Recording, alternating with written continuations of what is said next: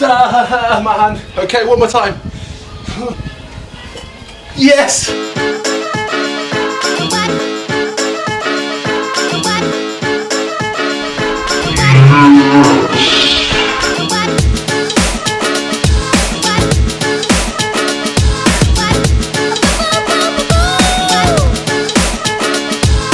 Welcome to episode 10.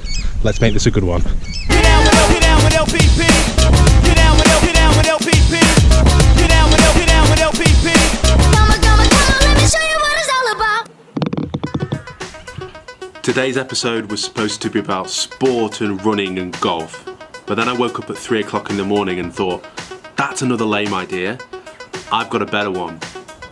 Today's episode is about bartending. What's the love, y'all?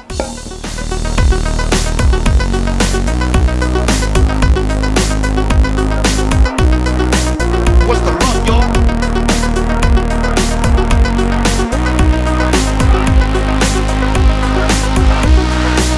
What's the love, y'all? Sometimes I feel like throwing my hands up in the air. I know I can count on you. Sometimes I feel like saying, Lord, I just don't care. But you got the love I need to see me through. But you got the love. But you got the love. But you got the love.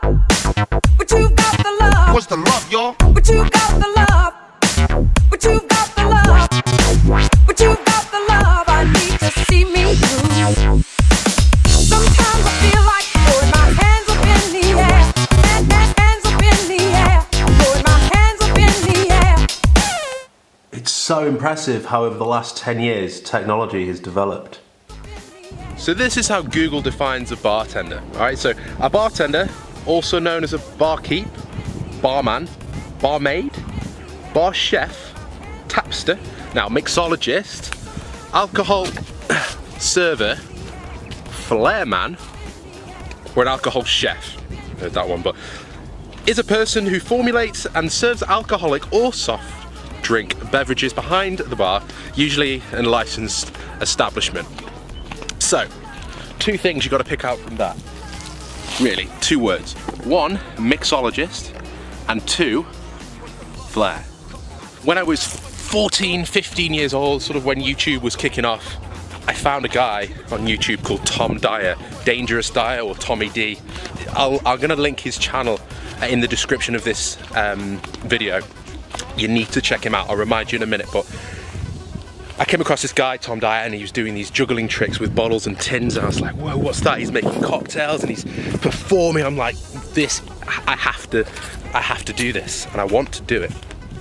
And then, so I got a bottle and a tin, and I started practicing and irritating people, and my mum and dad have got scars on them and on the walls in their house permanently. So after watching YouTube when I was sort of 15, 16, 17, started getting obsessed with this. Watching these YouTube videos, I'm gonna single out Tom Dyer because he's probably top of the list in terms of my inspiration.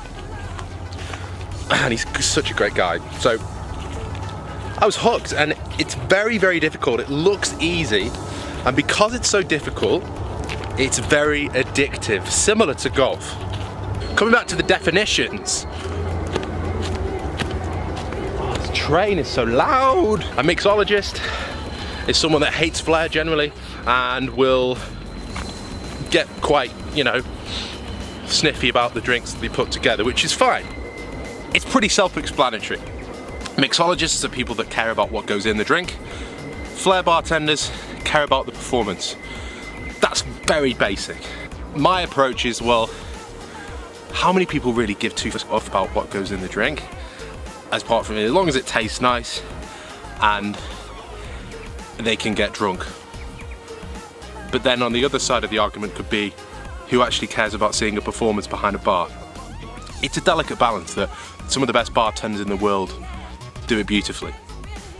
And Flair, as well as lots of other things that require your brain to learn certain maneuvers, and it's like memory muscle, I find it fascinating. And the beautiful thing about Flair bartending is it's entertainment. It's so easy to do it absolutely anywhere, and you can be really creative. Now, I'm not making out to be particularly good Flair bartender at all. I know the way I edited myself there, I look pretty good, but I'm actually not. I'm pretty average. Piece of advice if you want to get into it, don't copy, take inspiration and work on your own moves. Now, the really sad thing for me is because it's so close to my heart and I did it as a kid. In 2008, 9, 10, 11, the world of Flair bartending, specifically in London, was booming. It was amazing. And these days, people don't really care as much as they did genuinely. That's a generalization, and my favorite sort of staple place, if you like, to go and watch Flair worldwide would be called the Roadhouse. The Roadhouse is in London, in Covent Garden. It's world famous for its Flair, and as far as I'm aware, they wanted to close it down recently. And that's a knife in the heart for sure, because that's the bread and butter and roots of Flair. People flew all over the world to perform there. With that in mind as well, being in Australia, I haven't seen a single ice cube in the air, let alone tin or bottle, so I don't know if there's a scope for that here. Don't know. Because as we all know, Australia is 20 years behind England, so it's also something to bear in mind. Now, if any mixologists are watching, for God's sake, don't take me too seriously. I was half joking. But if you're interested in Flair and wanting to learn more about it, what I would recommend is checking out flaircamp.com. If you live in Europe, flaircamp.com. All the information is there. Until then, I'm going to see you next time. But you got the love. But you got the love. But you got the love. What's the love?